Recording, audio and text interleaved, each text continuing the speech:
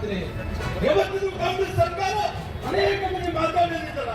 ಅಣ್ಣ ಬಸವಣ್ಣನವರು 2001ರಲ್ಲಿ ಕೂಡ ಜನಗಣತಿ ಆಗಿತ್ತು, 2011ರಲ್ಲಿ ಕೂಡ ಜನಗಣತಿ ಆಗಿತ್ತು. ಮಾನ್ಯ ಈ ಭಾಗದ ಶಾಸಕರಾಗಿರುವಂತಹ ಸನ್ಮಾನ್ಯ ಅವತ್ತು 42 ಲಕ್ಷ ಇತ್ತು.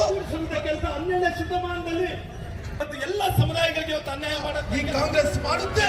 ಅದಕ್ಕೋಸ್ಕರವಾಗಿ ಜನರಲ್ಲ ನೇತೃತ್ವದಲ್ಲಿ ಭಾರತೀಯ ಜನತಾ ಪಾರ್ಟಿ ನಿಮ್ಮ ಜೊತೆ ಇರುತ್ತೆ ಅನ್ನೋ ಮಾತುಗಳನ್ನು 3 ಕಾರಣಗಳಿಗೋಸ್ಕರ ಜನಾಕ್ರೋಶ ಯಾತ್ರೆಯನ್ನ ನಾವು ಮುಂದೆ ಮಾಡ್ತಾ ಇದ್ದೇವೆ. ರಾಜ್ಯದಲ್ಲಿ ಒಂದು, ರಾಜ್ಯದಲ್ಲಿ ಅಧಿಕಾರಕ್ಕೆ ಬಂದಿರತಕ್ಕಂಥ ಕಾಂಗ್ರೆಸ್ ಪಕ್ಷ ಜನಹಿತವನ್ನ ಮರೆತು ಬೆಲೆ ಏರಿಕೆಗಳನ್ನ ಮಾಡೋದ್ರ ಮುಖೇನ 50ಕ್ಕೂ ಹೆಚ್ಚು ಜನಬಳಕೆಯ ವಸ್ತುಗಳ ಮೇಲೆ ಬೆಲೆ ಏರಿಕೆಯನ್ನ ಮಾಡಿ ಬೆಲೆ ಏರಿಕೆ ಭ್ರಷ್ಟಾಚಾರ ನಡೆಸ್ತಾ ಇರ್ತಕ್ಕಂಥ ಕಾಂಗ್ರೆಸ್ ಸರ್ಕಾರದ ವಿರುದ್ಧ ಇವತ್ತು ಜನಾಕ್ರೋಶ ಯಾತ್ರೆ ಮಾಡ್ತಾ ಇದ್ದೇವೆ.